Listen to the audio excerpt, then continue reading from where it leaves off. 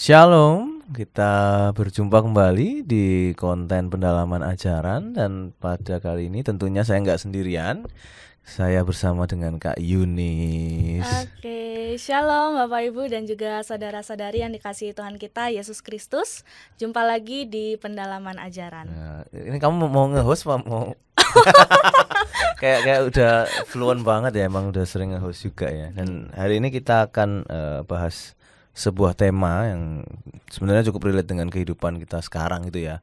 Hati-hati gunakan jempolmu. Buat apa jempolnya tuh kalau boleh tahu? Buat apa nih? Apakah Goyang senam? kayak gini, goyang. Senam jari? Bisa goyang gini nggak Oh ya, jempolmu?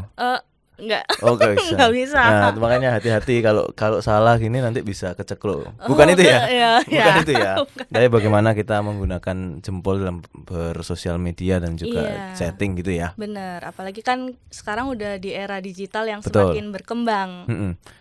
Karena anak sekarang ngetiknya pakai jempol, bukan iya. gini ya. Iya, bukan? Kalau orang dulu pakai telunjuk, mungkin temanya hati-hati gunakan telunjukmu. Iya, 11 jari. Kamu sempat zamanin yang harus ngetik belajar 10 jari gitu gak sih? Pernah zaman nih. Cuman kan kalau orang dulu mesin tik kan tak tak tak tak tak tak tak ini. Iya. Tahu mesin tik? Tahu. Masih zamannya kamu? Enggak, Enggak. tapi tahu alatnya, mesinnya tahu. Ya. Sebelum kita mulai kita doa dulu kali ya. Oke. Mari kita berdoa. Tuhan Yesus, terima kasih untuk kesempatan kali ini kami boleh bersama-sama Tuhan akan belajar untuk bagaimana kami dapat menjaga cara kami berkomunikasi terutama via media sosial Tuhan. Biarlah kami dapat belajar juga untuk selalu menjadi terang dan garam Tuhan di dunia ini bahkan juga di dunia digital. Terima kasih Tuhan, dalam nama Tuhan Yesus kami berdoa. Amin. Oke. Nah kan kalau tadi kita udah ngobrolin ya, kalau kita ngomongin digital sekarang itu kayak sudah kayaknya hampir semua orang sudah pada punya sosmed gitu lah ya. Iya. Meskipun memang akhir-akhir ini kan ada wacana mau dibatasin kan umurnya. Iya, pembatasan usia penggunaan. Umur berapa? 16 ya? Kalau Iya, nggak salah. pokoknya di bawah umur 17 tahun itu kan. Itu nggak bisa akses. Iya. Nah tentunya kan pasti karena ada sebabnya kan ya. Pastinya. Nah kalau lihat fenomena itu kan jempol ini kan sudah jadi kayak ya lidah keduanya anak sekarang kayak gitu ya. Iya, benar. Nah itu sebenarnya kalau dari dirimu ngeliat fenomena ini kayak gimana? Ya ini ya, semakin hari tuh kayaknya semakin banyak berita yang kayak memperlihatkan kayaknya kondisinya makin miris gitu ya. Kalau secara realita gitu ya, karena seringkali di era digital ini sebenarnya teknologi kita bisa pakai dengan baik, ada sisi positifnya, tapi masih ada orang-orang yang seringkali salah gitu ya menggunakan, jadi kayak bisa mereka itu memakainya untuk berkomentar secara negatif seperti itu. Jadi agak. Dan efeknya itu juga bisa yang sampai cukup panjang kan. Maksudnya kalau kita ngomong doang misalnya gendut gitu doang. Kita mah asal ngetik aja sebenarnya, tapi orangnya yang baca tuh apa aku gendutnya, terus habis itu diet parah malah sakit padahal cuman gara-gara satu komen gendut ini doang. Bisa kayak gitu ya. Bisa berdampak kayak gitu sih Kosem. Nah kalau yang paling terakhir nih ya, kalau dari kita syuting tuh salah satu yang ramai itu kan waktu di maraton. Ngikutin maraton nggak? Enggak. Jadi itu ada satu kayak tamu gitu lah ya. Tapi tamu ini tamu nggak dikenal, kayak dibawa teman-temannya gitu. Ya kayak NPD gitu lah. Dia masuk in frame, pengen in frame terus live chat itu pada kayak kamu siapa kayak gitu loh. Kayak ya intinya kamu siapa kok in frame terus? Kamu tuh kan cuman ngikut numpang bintang tamu. Jadi kayak bintang tamunya si A, dia tuh kayak temennya gitu loh, cuman ikut nemenin. Tapi pengen nampang terus dimaki-maki. Dianya malah marah, malah meledak. Malah sekarang habis itu anak. Astaga. Ya ternyata segitunya, apalagi kan kalau orang Indonesia memang terkenal netizennya cukup parah ya. Iya gitu. Nah, apalagi kan kalau kita nih sebagai umat Kristen yang belum tentu menjadi content creator tapi tentunya jadi netizen. Iya, bisa juga kan. Kalau netizen. di Alkitab ngomongnya ada nggak ya, maksudnya kayak guidance supaya kita menjadi netizen yang baik gitu ya. Ini emang menarik ya kok. Saya maksudnya Alkitab kita itu kan udah ditulis jauh di era sebelumnya digital, tapi ya itu ada prinsip-prinsip yang sebenarnya mau nyampein sesuatu yang penting, bagaimana kita menggunakan kata-kata kita, bahkan nggak cuma secara verbal ya, khususnya gimana kita menggunakan jempol kita. Oke. gitu. Di mana tuh? Nah, ini kita mau buka satu firman Tuhan dalam Mm-mm. Yakobus pasal 3 ayat 5 sampai ayat yang ke-10. Oke. Yakobus 3 ayat 5 sampai 10 ya. 10, iya. Mungkin minta tolong Kosem bisa bacain ya. Ini aku PB1 nih di HP nih. Oh, Kamu aja deh. oke, aku aja ya kalau gitu. Oke, Yakobus pasal 3 ayat 5 sampai 10. Demikian juga lidah, walaupun suatu anggota kecil dari tubuh, ia dapat memegahkan hal-hal yang besar. Lihatlah, betapapun kecilnya, api dapat membakar hutan yang besar. Lidah pun adalah api. Lidah merupakan suatu dunia kejahatan di antara anggota-anggota tubuh kita, sesuatu yang menodai seluruh tubuh dan membakar roda kehidupan kita, sedangkan lidah itu sendiri dibakar oleh api neraka. Semua jenis binatang liar, burung-burung, serta binatang-binatang melata dan binatang-binatang laut dapat dijinakan dan telah dijinakan oleh manusia. Tetapi, tidak seorang pun dapat menjinakan lidah. Ia tidak terkuasai, jahat dan penuh racun mematikan. Dengan lidah kita memuji Tuhan dan Bapa kita, dengan lidah juga kita mengutuk manusia yang diciptakan menurut rupa Allah. Dari mulut yang sama keluar berkat dan kutuk. Hal ini saudara-saudaraku tidak boleh terjadi. Nah, ini kalau dalam Yakobus pasal 3. Ya konteksnya meskipun lidah, tapi kalau di digital berarti si jempol ini ya. Iya gitu, karena kan konteksnya hari ini nggak cuma lidah, tapi jempol itu jadi apa, sarana kita buat Alat komunikasi ya. alat komunikasi kita hari ini. Itu. Dan apa kayak tadi kan bisa ngasih berkat, kita bisa share ayat, tapi bisa juga ngasih kutuk kan gitu kan. Iya, buat sesama gitu. Dan itu kan jadinya kayak cuman tools kan sebenarnya, alat bener. aja, tergantung kitanya gitu berarti ya. Tergantung kitanya gimana sih kita mau menggunakan dengan bijak, sebenarnya kan gitu ya. Oke. Nah itu apa ada gini nggak, maksudnya kayak standar filternya nih, harus yang boleh sampai seberapa, orang tuh kan sukanya kayak gitu, pengennya di guidance mana boleh mana enggak. Kan banyakannya kan suka kayak gitu. Ada filternya nggak, maksudnya kayak diinfoin gitu. Kalau filternya ya, ini kita buka dalam firman Tuhan lagi ya. Kita buka dalam Efesus pasal 4 ayat 29. Ini Bapak Ibu dan juga saudara-saudari yang nonton juga boleh buka Alkitabnya masing-masing ya. Dalam Efesus pasal 4 ayat 29. Janganlah perkataan kotor keluar dari mulutmu, tetapi pakailah perkataan yang baik untuk membangun, di mana perlu supaya mereka yang mendengarnya beroleh anugerah. Nah ini untuk yang di dalam Efesus 4 ayat 29. Jadi sebenarnya dalam konteks ini ya Kosem, Paulus itu memberikan standar atau filternya ya untuk setiap kita hari ini mengevaluasi perkataan kita. Jadi baik yang secara langsung ataupun omongan secara ketikan ya. Jadi kalau di dalam ayat 29 ini kita bisa bedah nih satu-satu apa yang mau disampaikan. Jadi yang pertama, tidak kotor ya. Ada kalimat hendaklah perkataan itu tidak kotor. Jadi kalau dalam bahasa aslinya sapros itu tuh artinya bukan hanya cuman soal kita mengeluarkan kata-kata yang kasar kepada orang lain ya, tetapi juga segala bentuk komunikasi yang sebenarnya nggak ada nilainya. Kayak apa tuh? Nah, nggak ada nilainya tuh, artinya kita mengeluarkan gosip, gosip, fitnah, kita sarkas sama orang lain di medsos gitu ya, merendahkan, bahkan pokoknya segala komunikasi yang nggak bermoral istilahnya. Oke, jadi kayak nggak punya value gitu lah ya. Iya, nggak ada nilainya. Sia-sia gitu ya, perkataan sia-sia ya. Oke. Terus filter yang kedua nih, itu tuh diharapkan kata-kata yang kita ucapkan tuh baik, agathos ya. Ini tuh merujuk kepada emang murni baik gitu. Jadi apa yang kita ucapkan baik, memang dari dalam hati tuh emang tujuannya tuh baik gitu. Oke, jadi nggak boleh kalau cuman pura-pura baik, aslinya menjerumuskan nggak boleh juga ya. Iya, gitu. Kadang kan ada orang yang ngetik di medsos nih kayak kalimatnya nih kelihatan baik, tapi sebenarnya ada Ada something. udang di balik rempeyek. Iya, enak gitu kalau dimakannya.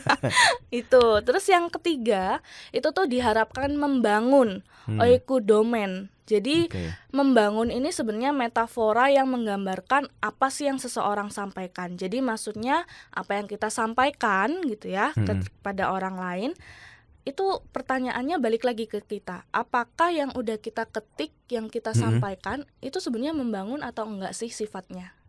Oh, oke. Jadi bukan cuman kalau kita mau ngingetin juga harusnya ada solusi gitu lah ya, nggak cuman ngehina doang gitu kan. Oke, Kayak oke, gitu. oke. Kalau kita ngasih nasehat ya didasarkan dengan kasih pastinya kayak gitu. Oke. Terus yang terakhir kalau dari bacaan kita yang di Efesus ini, Paulus tuh mau ngingetin hendaknya apa yang kita sampaikan tuh memberikan kasih. Jadi ada karis ya, menunjukkan kepada kita bahwa komunikasi yang kita sampaikan kepada sesama itu tuh nggak cuma sekedar kita menyampaikan sesuatu hal gitu ya, mungkin ngobrol dan sebagainya, tapi sebenarnya ada maknanya, yaitu kita menyalurkan kasih karunia Allah lewat ketikan kita gitu. Oh, oke, menyalurkan kasih karunia. Jadi bisa jadi boleh gini nggak? Misalnya kayak kita kadang kan share ayat, tapi kan ayat ada yang menghardik gitu kan. Oh ya. Terus orangnya nangkepnya malah ini maksudmu apa kan gitu. Ya bisa. Itu perlu tetap difilter juga dari kitanya ya. Iya, kita tetap filter, kita tahu nih konteksnya, apakah ini timingnya pas kayak gitu. Ya. Kita memang berdasarkan kasih atau ayat ini dipakai hanya pengen ngilokno juga sama aja gitu kan. Iya, gitu. Oke. Berarti sebenarnya kan juga diperlukan hikmat gitu ya Iya, buat kita ya. perlu untuk kita berhikmat dalam menggunakan jempol kita kayak gitu. Mikir dulu lah ya, benar-benar Iya. dipikir, dan tapi hikmatnya juga harus diasah gitu kan ya. Benar. Nah, ini juga ada dalam firman Tuhan nih, Kosen. Nih ya, dalam Amsal 18 ayat 21. Ini ya dalam kitab yang biasanya orang-orang bilang penuh dengan hikmat. Nah, ternyata ada juga di dalam Amsal 18 ayat 21. Ini saya bacakan untuk kita semua. Hidup dan mati dikuasai lidah, siapa suka menggunakannya akan memakan buahnya. Oke. Berarti kalau di konteks ini ya hidup matimu tuh bisa gara-gara perkataanmu gitu kan ya. Iya, dan yang menariknya ya, kalau di dalam Amsal ini dia pakai kata asli tuh yad. Jadi emang merujuk pada tangan. Jadi sesuai dengan konteks kita hari ini ngomongin soal hati-hati menggunakan jempol. Ya, jempol kan bagian dari tangan ya. Jadi tangan atau arti kata lain yad itu juga kuasa digunakan dalam ini, korelasinya itu dengan era digital gini. Jadi maksudnya apakah kita udah hati-hati menggunakan tangan kita untuk sebagai sarana kita komunikasi. Oh, oke. Makanya ada lagu sekolah minggunya itu ya. Hati-hati gunakan. Oh ya, hati-hati gunakan tanganmu. Nah, ini ganti, hati-hati gunakan jempolmu. Nah, soalnya kan kayak gini loh, kayak kalau aku sih ngelihatnya cukup menarik dengan ayat yang tadi gitu ya, bahwa lidah kita atau perkataan kita tuh benar-benar bisa mempengaruhi hidup mati kita gitu kan. Iya. Kalau dulu kita salah ngomong malah langsung ditempelin orang bisa gitu kan ya. Iya. Sedangkan kalau di sosmed sekarang mungkin yang bikin anak-anak tuh semakin berani. Misalnya kalau kita ngelihat kolom komentar tuh kan semakin brutal kan dibandingkan postingannya kan gitu. Iya, benar-benar. Nah itu maki-maki lah apa segala macam, ngehina orang tuh kayak gampang banget. Terus biasanya kalau pas disamperin tuh, kalau ada yang kasus terus disamperin pasti bocil mostly. Iya. Karena mungkin karena nggak ada resikonya gitu ya. Misalnya kalau kita dulu ngomong aja, kita salah ngomong, orang lain sakit hati ya kita dipukul di tempat kan. Iya, apalagi yang kena didikan VOC. Nah itu bisa jadi orang tuanya sudah ngomongin ya kita langsung dipukul gitu ya. Atau kalau enggak kita ngomong ke orang lain ngawur aja, salah lawan ya kita dipukul kan gitu. Tapi kalau di sosmed kan orangnya nun jauh di sana, nggak tahu, jadi asal aja ngomong. Nanti kalau pas dimarahin ya nangis-nangis minta maaf kan gitu. Iya, benar-benar kayak gitu. Jadi ya. kontrolnya itu sih kadang yang susah ya. Maksudnya kayak rasa bahwa aku di sini ini bebas gitu kali ya. Itu yang mereka rasain, kayak aku di sosmed mah suka-sukaku, aku mau jadi seperti apa gitu kan ya. Iya, tuh. Jadi emang kurang bisa memfilter ya. Terutama anak-anak gitu ya. Terutama anak-anak ya, karena anak-anak di zaman sekarang banyak yang udah begitu lahir Udah langsung screen time gitu. udah banyak yang langsung screen time dan sebagainya. Dan kayak itu juga didorong sama mainannya yang ada juga gitu kan. Makin banyak mainan-mainan yang ada live chat di gamenya, online kan, is another world, in the online world gitu kan. Terus mereka ketemu orang di situ, mereka live chat di situ, terus habis itu ada yang misalnya Discord, mereka ngobrol sama teman-temannya di situ, dan menjadi karakter lain di dalam game itu menyebabkan kayak ya ini bukan dia gitu kan. Jadi bisa bebas aja dia mau ngomong apa, dan kan nggak ada filternya. Yang main di game itu dari orang umur tua sampai bocil main semua kan gitu. Iya benar, jadi kayak nggak ada batasan juga gitu. Makanya kalau kita lihat di medsos sering kali kan, apalagi yang lagi booming waktu itu Roblox ya, maksudnya Roblox. pengen ketemu sama partner live chatnya secara langsung, ternyata bocil yang ketemu. Tuh. Tapi memang mostly bocil sih, kayak like almost 10 years ago aku ngelihat anak kecil-kecil banget yang main Roblox, dan mereka sekarang udah pada kuliah gitu kan. Dan mereka masih main Roblox. Dan bener-bener kapan hari itu ada anak yang magang di tempatku main Roblox, dimana dia magang nih, makanya kan kerja tuh dia sampai bawa layar tuh lipetan 3 gitu. Jadi satu layar tuh Robloxnya dia tuh nggak pernah berhenti, dia hidup terus. Jadi pokoknya dia ngetik di sini, terus ntar dia jalanin yang di layar sini, sampai segitunya. Dan dia tuh bisa kayak komat kamit sendiri, kayak jadi orang aneh gitu loh, tapi ngobrol sama orang-orang di Robloxnya. Jadi kayak ada dunianya sendiri sebenarnya. Betul. Dan bisa, apalagi sekarang orang udah punya second account, third account. Nah itu yang mungkin bapak ibu nggak tahu tuh, kelihatan anaknya diam-diam aja, Instagram kok 0 post. Itu anak sekarang tuh nggak posting, tapi postingnya di second account. Iya, punya akun lain sebenarnya. Second account ada close friend-nya lagi. Jadi sudah makin nggak ketahuan, nggak ke tracking gitu ya. Iya. Meskipun kalau kita mau ngelihat secara psikologisnya juga gitu ya, anak-anak itu kan pasti niru orang tuanya gitu kan. Iya. Tapi orang tua nggak punya second account loh. Iya sih, ya ya ini ya, karena anak-anak zaman sekarang kan udah di era digitalnya udah berkembang banget ya. Jadi nggak cuman kalau anak-anak zaman dulu mungkin kebanyakan meniru orang tua gitu ya. Tapi anak-anak zaman sekarang pun ya ketika orang tuanya nggak melakukan itu udah bisa gitu ya. Ya, karena source informasinya banyak, nggak cuma dari orang tua gitu kan. Iya benar, dari lingkungan sekitar itu juga mempengaruhi. Dan lingkungan sekitarnya, kalau ketika dia sudah masuk ke kayak Roblox gitu katakanlah, ya sekitarnya adalah orang yang main itu juga kan. Iya benar. Dan itu ketemu tiap hari, ketemu orang tuanya ngobrol belum tentu tiap hari. Iya itu permasalahannya ya. Iya. Dan kalau kita ngomong niru gitu ya, ya bisa jadi mungkin start awalnya niru ya, kayak kalau anaknya masih kecil banget, kita kan biasa pegang HP, dia nggak ngerti, dia ikut aja kan gitu. Iya, mudah meniru, atau juga bukan cuma niru orang tuanya, tapi ketika ngelihat ada orang dewasa yang seperti itu, langsung aja mereka belajar untuk meniru seperti itu. Oke. Terus ada fenomena apa lagi nih? Kalau itu fenomena technoference. Nah, gimana itu tuh?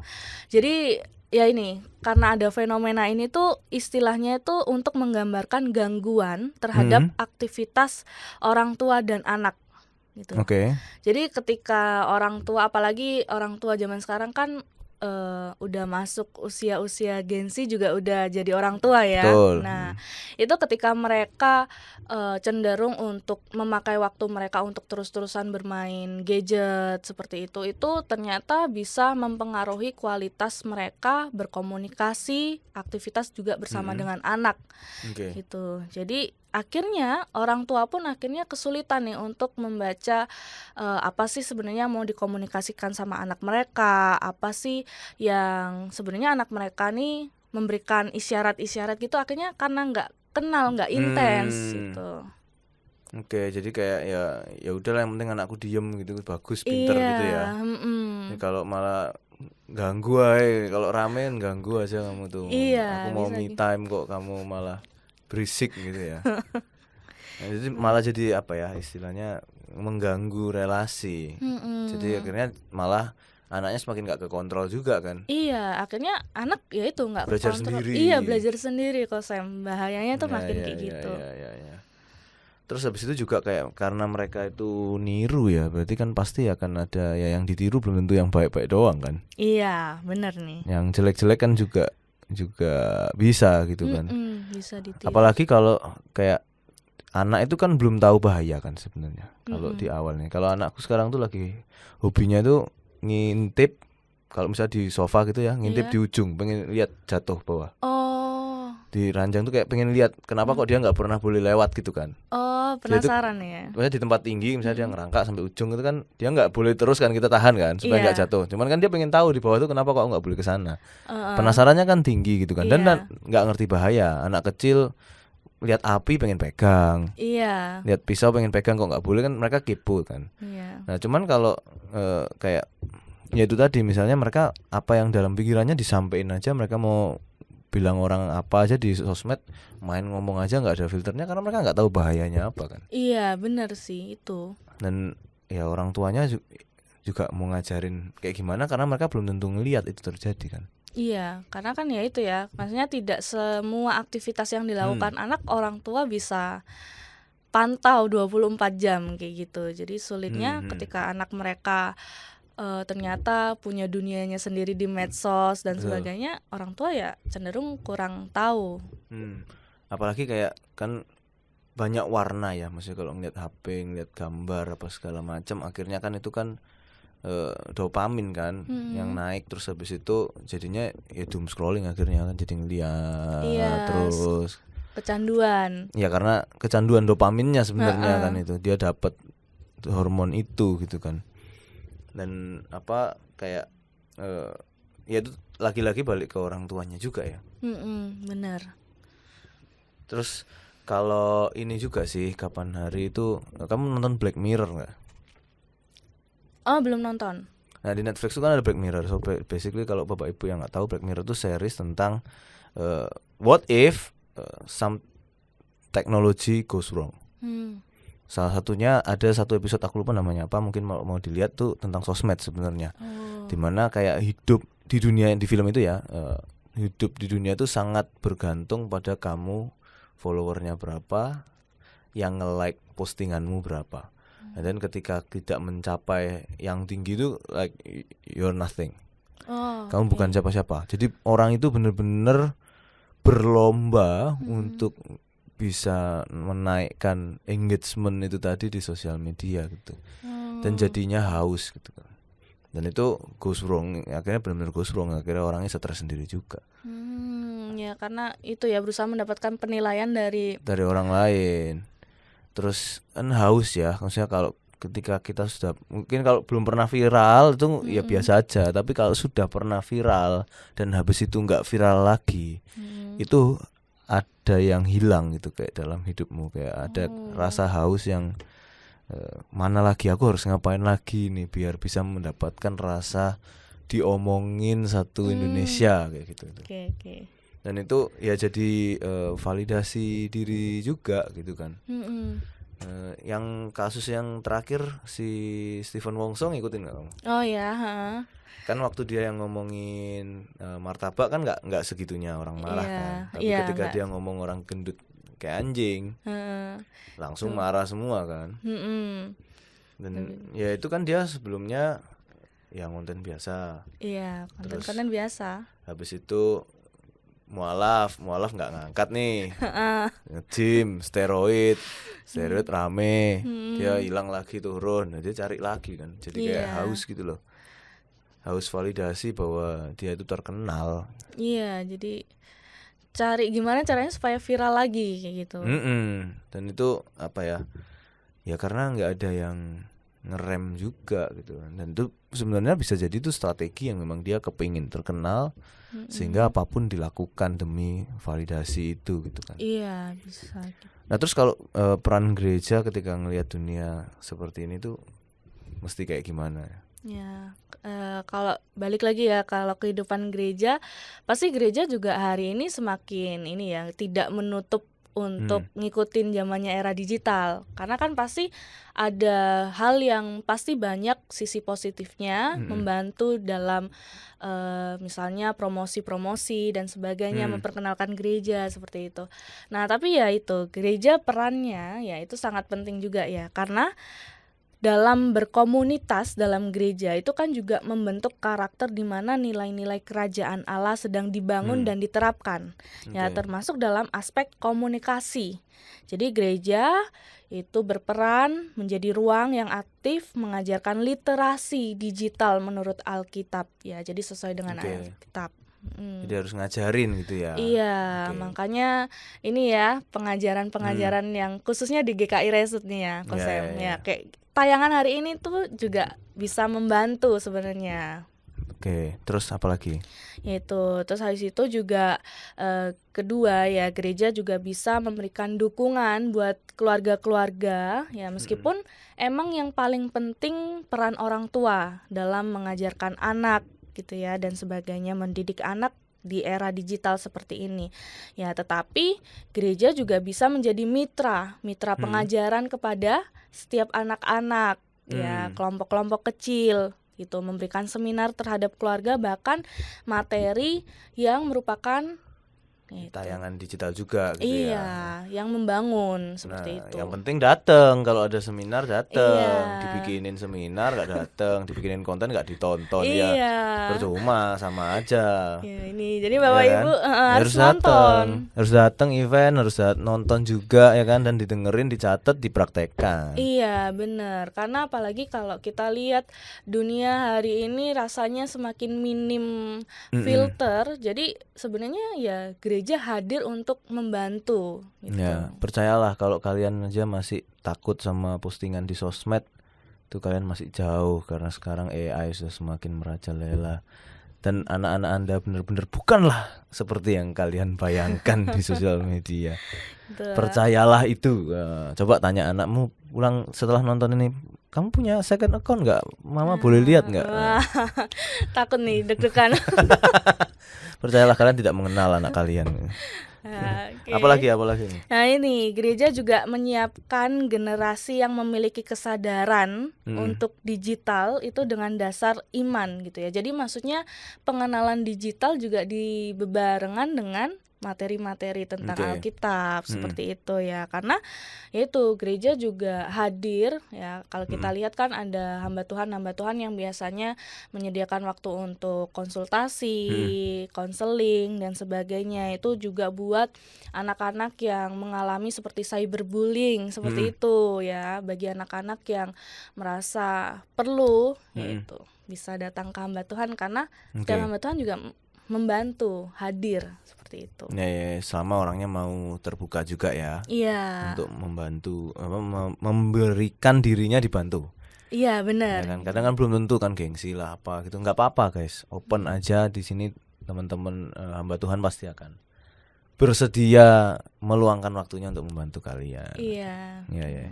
Terus kalau kita nih misalnya sebagai orang tua gitu ya, mau mengaplikasikan firman Tuhan tadi dalam kehidupan sehari-hari itu mesti kayak gimana step-stepnya? Ya itu step-stepnya buat orang tua ya, terutama kita kan sebagai umat Kristen itu ya, biasanya kan harus memperlihatkan karakter Kristus dan sebagainya.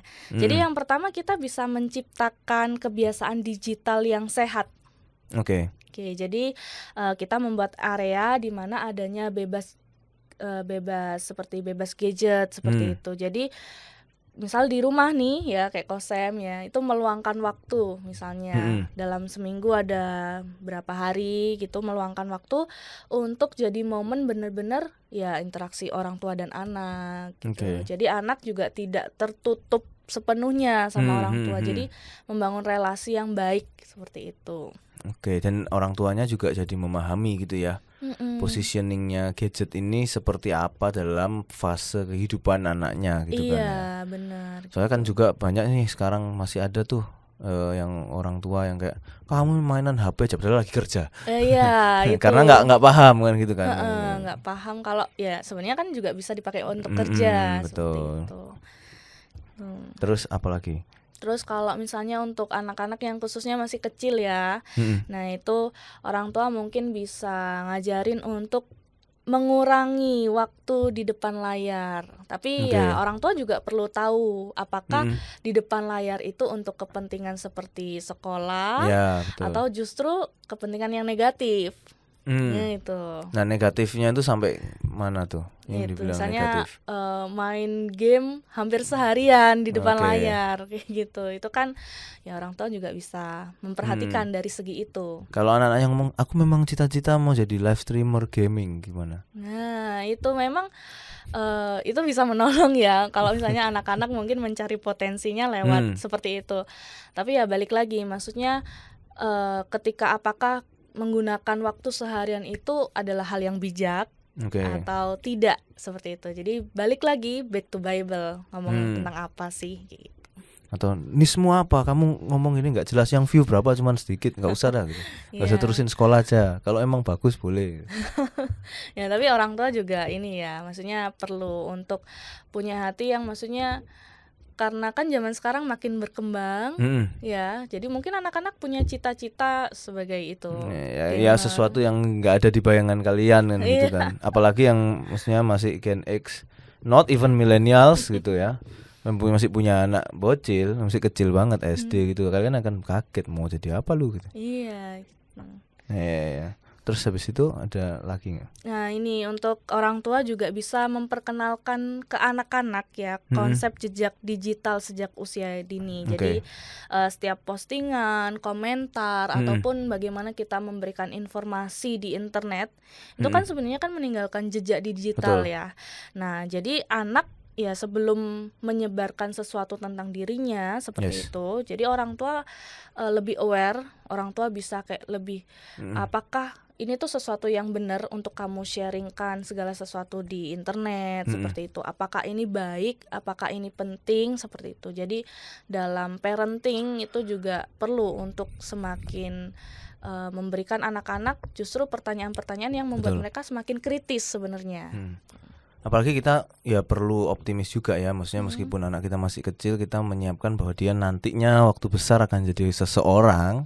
Bukan kayak oh ini kamu nanti akan bukan jadi siapa-siapa, karena apa postingan berpuluh-puluh tahun yang lalu itu bisa dipakai buat nyerang ketika anak ini nanti udah gede kan gitu kan. Banyak politisi kan juga diserang kayak gitu kan. Oh ini tweetmu tahun 2012 pernah ngomong gini, sekarang kok beda kan gitu kan. Dan juga salah satu yang jadi apa ya, kasus yang cukup banyak di beberapa tahun terakhir, aku ngadepin kasus-kasus ini di 2-3 tahun terakhir tuh, banyak mereka yang waktu masih SMP, SMA itu akhirnya entah bagaimana termanipulasi dengan either pacarnya ataupun orang lain untuk sending nudes. Dia ngirim foto bugil atau video lah apa segala macam karena diminta, dan itu bisa jadi orang asing juga. Karena dia tidak mendapatkan perhatian mungkin di rumah, dia dapat perhatian itu dari orang lain, tapi orang lain mau minta itu dan dikirim. Dan itu jejak digitalnya nggak bisa dihapus tuh. Di internet semua pasti begitu, sudah masuk internet sekali langsung. Dan ada fenomena juga yang kayak misalnya sama pacaran sama itu terus putus, nanti mantannya revenge tuh. Namanya revenge porn gitu kan. Itu bisa jadi, dan itu bahaya banget gitu kan. Karena ya dia nggak mikir resikonya akan disebar gitu kan. Sama kayak kamu tak kasih tahu jangan bilang siapa-siapa ya. Iya, tapi ternyata disebar. Ternyata disebar gitu kan. Cuman yang disebar ya it's a porn gitu kan ya. Nudesmu gitu. Ya itu bahaya, malah lebih bahaya, dan itu tidak akan ke tracking sama orang tua tuh, hal-hal kayak gitu tuh. Iya benar-benar kok Sam. Ya makanya juga caranya harus ngajarin jejak digital itu lebih dulu gitu ya, supaya mereka ngeh kalau ini kalau sampai kamu melakukan ini dan itu sekali aja kesebar, udah nggak bisa ditarik kayak di delete gitu, udah nggak bisa gitu tarik ya. Pesan nggak bisa. Dan mungkin itu kali ya, maksudnya yang ketika anak-anak sekarang itu terbiasa dengan resiko yang rendah tadi. Kalau ngegame itu kan kalau mati respawn ya. Kalau mati ngulang lagi, ngulang lagi gitu kan. Bahkan kalau ngulangnya itu kan deket. Maksudnya kayak kita bisa dikit-dikit nge-save kan. Kalau game-game zaman dulu kan nggak bisa, kamu kalah salah yang ngulang aja dari pertama kan gitu kan. Sehingga rasa berani untuk dicoba aja semua ngawur itu lebih besar, karena paling ini bisa diandu gitu kan. Padahal kalau di dunia nyata nggak bisa kayak gitu kan. Hidup jalan terus gitu ya. Bener. Nah itu memang benar-benar hal-hal kecil yang mungkin ya perlu diajarkan juga gitu ya. Iya benar kok Sam. Apalagi perhatian orang tua kepada anak itu juga ya itu ya sangat penting Hmm. karena supaya anak-anak tidak justru mencari perhatiannya di luar Di sana, luar. di medsos yang sangat membahayakan sebenarnya. Ya, karena banyak penipu guys di luar tuh, banyak penipu. Ya. Mungkin ada kali ya, misalnya kalau kita boleh simpulkan gitu ya dari obrolan kita kali ini tentang bagaimana kita harus berhati-hati menggunakan jempol terutama di sosial media. Iya. Mungkin kalau bisa disimpulkan dalam satu kalimat gitu ya, bisa jadi pegangan buat penonton kita. Iya, tapi sebenarnya tema hari ini tuh juga bisa jadi refleksi buat kita kalau misalnya tema ini jadi pertanyaan buat kita ya. Boleh. Jadi apakah di era digital hari ini kita udah berhati-hati menggunakan jempol kita? Ya ini, jadi Bapak Ibu dan juga saudara yang sedang menonton bisa direfleksikan, direnungkan. Udah baik belum sih ya jempol yang kita punya ini? Jangan saya pakai telunjuk masih ya ngetiknya. Masih pakai Masih telunjuk. pakai telunjuk karena nggak ketok nih. Gini. Gimana nih ngetiknya gitu. Iya. Jadi nggak, jempolnya aman, telunjuknya enggak nih. Ya pokoknya tangan ya Bapak Ibu dan juga saudara, apakah kita udah hati-hati belum nih kayak gitu. Terus apakah hari ini kita sebagai orang Kristen udah mencerminkan karakter Kristus belum sih ya? Bukan cuman sekedar di dunia yang nyata, tapi juga di dalam dunia medsos. Apakah kita udah mencerminkan Kristus nggak sih? Seperti itu. Betul. Ya, jadi kiranya melalui materi kita hari ini tuh juga bisa menolong Bapak Ibu dan juga saudara, apalagi untuk anak-anak yang mungkin lagi nonton ya. Itu apakah ketikan kita hari ini udah bisa jadi saluran kasih Kristus belum gitu ya. Jadi apakah komunikasi yang hari ini kita sampaikan sudah baik atau belum? Oke, semoga itu menjadi renungan kita semua ya. Karena tentunya kenakalan jempol ini tidak hanya di anak-anak, tapi juga bapak-bapak, ibu-ibu semua bisa melakukan itu, dan semua juga perlu belajar untuk berhati-hati dan ngontrol juga ya. Iya, lebih aware dan lebih hati-hati pastinya. Ya. Oke, kita akhiri kali ya, boleh tutup siap. dalam doa. Mari kita bersatu hati, kita berdoa. Tuhan, kami mengucap syukur jika pada hari ini, saat ini kami sudah boleh bersama-sama mendengarkan materi terkait hati-hati menggunakan jempol, terutama di era digital yang semakin hari semakin berkembang. Namun kiranya Tuhan yang terus memberikan setiap kami hikmat, bijaksana di dalam bagaimana kami memakai jempol kami untuk berkomunikasi khususnya di dalam media sosial. Kiranya Tuhan yang terus memberikan kami hikmat dan menuntun setiap kehidupan kami. Di dalam nama Tuhan Yesus kami sudah berdoa dan mengucap syukur. Haleluya, amin. Amin. Terima kasih. Ya, terima kasih Kosem. Dan semoga jadi berkat ya buat semua yang nonton episode kali ini. Iya. Sampai ketemu di episode berikutnya. Tuhan Yesus memberkati. Bye-bye. Bye-bye.